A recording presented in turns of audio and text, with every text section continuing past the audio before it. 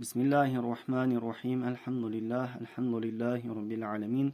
Assalatu wassalamu ala rasulihi wa ala alihi wa ashabihi ajma'in. Alloh taologa hamd sanolar, payg'ambarimiz sollallohu alayhi va sallamga salovatu salomlar bo'lsin. Assalomu alaykum va rahmatullohi va barakatuh. Aziz birodarlar, sizlar bilan nurun ala nur Qur'onni o'qib o'rganishlikdagi navbatdagi darsimizni boshlaymiz inshaalloh. Kanalimizda yangi bo'lsangiz obuna bo'ling hamda bitta like bosib videoni tarqalishligiga hissangizni qo'shib keting. Xo'p, bugungi darsimiz inshaalloh yangi dars bo'ladi. Oldingi darslarimizda Qur'onni arab tilidagi 28 ta harflarni birma-bir o'qib tanishib chiqdik. Endi mad harflarini va bundan buyog'iga kalimalarni qo'shib o'qishlikni o'rganamiz inshaalloh. Hop, mad harfi mad so'zi lug'atda cho'zish, uzaytirish ma'nolarini anglatadi. Mad harfi 3 ta: alif, vav, ya. Alif, vav, ya bular mad harfi deb hisoblanadi ekan.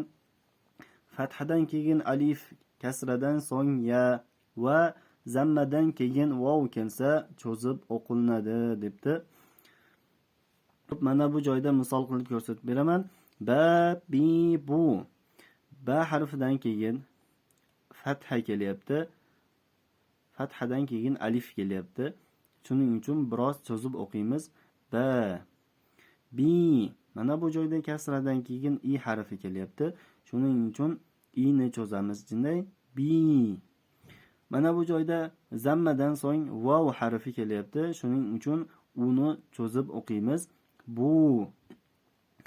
Ba, bi, bu. Hop, mana bu joyda ta, ti, tu. Ta harfidan keyin fatha kelyapti, a harfi kelyapti. Undan so'ng alif harfi kelyapti. Bir chiziq alif, ta, ti. Mana bu joyda i harfidan keyin y harfi kelyapti hamda buni ham cho'zyapmiz. Ti. Mana bu joyda tu bo'lib o'qilinyapti, chunki zammadan so'ng vav harfi kelyapti. Shuning uchun bir alif cho'zib o'qiymiz. Ta, ti, tu. Hop, fa, si, su. Ja, ji, ju. Ha, hi, hu. Kha, khi, khu. Da, di, du. Za, zi, zu. Ra, ri, ru. Za, zi, zu. Sa, si, su. Sha, shi, shu. Sa, si, su. Ba, bi, bu. Xo'p do'stlar, qolgani ham shu tariqa o'qiladi. Darsimiz bugun ko'proq ekan, hammasini o'qisak video cho'zilib ketadi. Shuning uchun qisqa o'qib berib ketaman. Xo'p, ikkinchi tomonini o'qiymiz. Bu, bi, ba. Yu, bi, ya. Tu, hi, ta. Hu, ti, ha. Su, vi, ta. Wu, fi, wa. Ju, ni, ja. Nu, ji, na. Ku, mi, hu, mi, ha.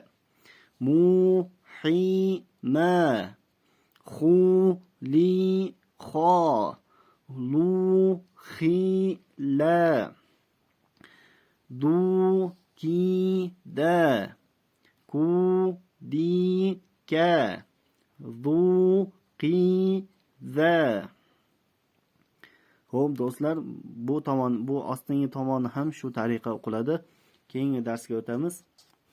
Mana bu joyda mad harflari qo'shilgan holatda bizga misollar berilgan. Shularni o'qib o'rganamiz. Mal, hal. Hop, mana bu joyda yana aytib o'taman. alif madan keyin alif kelyapti, fatha kelyapti, fathadan so'ng alif kelyapti. Shuning uchun bir alif cho'zib o'qiymiz. Bu mad harfi deyilyapti.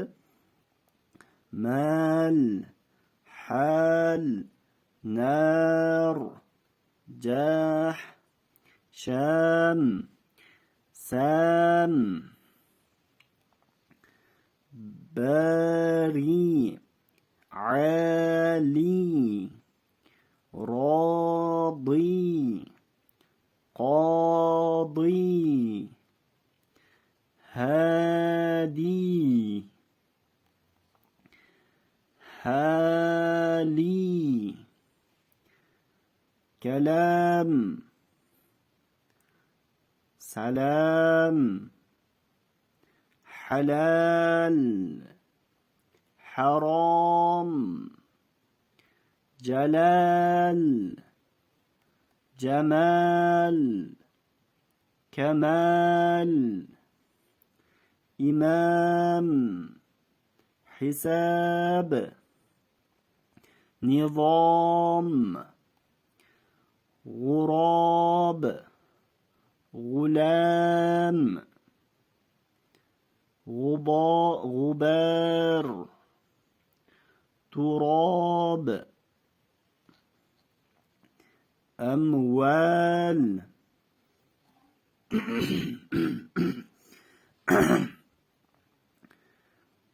أحوال، أعمال، أعلام، أموات، أمراض، قواعد، قوامل، شواهد، جواهر، كواكب، مكاتب، إكرام، إعلام، إخلاص، إظهار، إصلاح،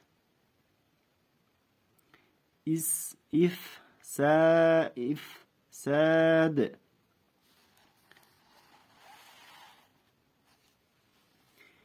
عالم، صابر، ماهر، طالب، فاتح، صالح،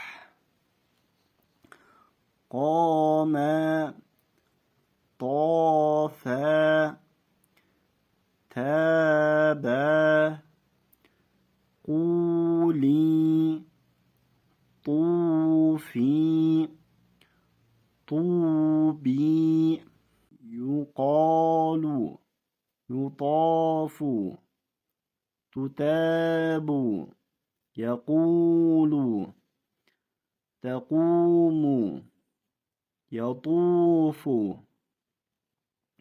يطوبان، يقولون، تقومون، يطوفون، تقولون، ينظرون، تدخلون، يعلمون، تعملون. Hop, bugungi darsimiz shular inshaalloh. Subhana robbika robbil izzati amma yasifun va salamun alal mursalin valhamdulillahi robbil alamin.